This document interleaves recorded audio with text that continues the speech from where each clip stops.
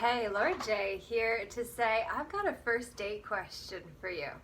How aware are you of your traumas and suppressed emotions, and how are you actively working to heal them before you try to project that shit onto me? That would be an amazing question for us to ask ourselves. We are the ones that we go on every date with. Every single moment is a date, and if we treated it that sacredly, could you imagine how our lives would change, how our world would change if we actually dated ourselves first and foremost? If we treated ourselves like the one that we would love to spend the rest of our lives with, which we're going to, wouldn't that be amazing? Wouldn't it be amazing for us to love ourselves so much that we actually asked ourselves the questions that helped us get the answers that changed our world? Personally and collectively. Wouldn't that be amazing? Won't that be amazing? That is what we have the opportunity to do together.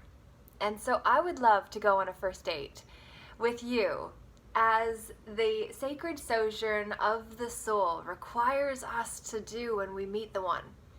I'm not the one for you. Maybe. But legitimately, depends who you are, right? I only enjoy one at a time simply because that's how I can really honor the one that I'm with and stay focused on what I'm working on. Because what I love to do with my man is it's just like, here's his vision or whatever he's doing, hopefully it's closer, but if it's not, it's just like, here's where I'm going, here's him, it's just like bang, like come over, touch in, how's it going, and then just make sure his world's good and then get back to mine. In the DISC personality assessment types, my first personality style is an I, which is the extroverted one that very much is the life of the party and likes to bring the charisma and enthusiasm and contagion factor to just kind of say, hey, what's going on today? Let me be a blessing in your way. And so that's kind of like the I personality, right? So that's where my woo over the top comes from. But my secondary personality type is actually an S, which is the supportive, sincere mother duck type, which means that I love to come around and just kind of check out how everybody's doing and just see how the energy is working. And it's like, this person's maybe a little weaker in their energy simply because maybe they're feeling insecure or inferior because somebody else's energy is stronger. To give them some training around energy dynamics would be really helpful, and that's one of the things that we're going to make sure to do on this journey together.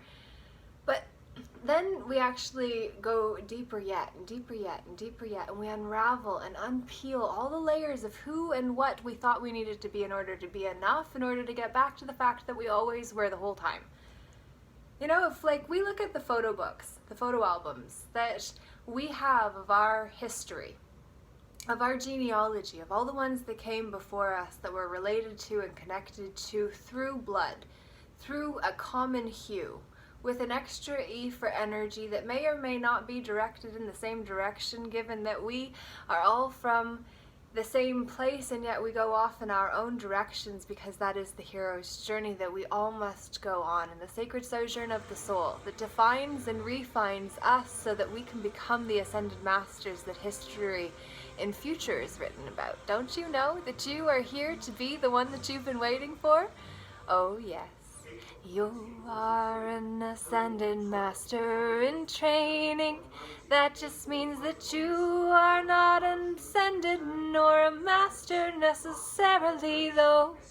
You do not come into the teachings of the ascended masters unless you got at least 51% of your karma transmuted. That's not true. That's how much it takes to be able to make your ascension. You'll only need 20% of your karma in order to find the teachings. You gotta have transmuted that much of your karma to find your way. The path I open up to you when I say that there's so much here for you. The 4 pillars are the first part of the teachings. The human aura by Katumi comes first as your foundation, with Saint Germain on alchemy as number 2 and 3, and then the 4th one goes back to the same first book to go into Dijualcul's version of intermediate studies of the human aura again, because our energy fields matter to us in this world, and the field we all are connected through. I hope that you have got something from this. Let me know, please, down below. I would love to know what this message means to and for you, and what you'll do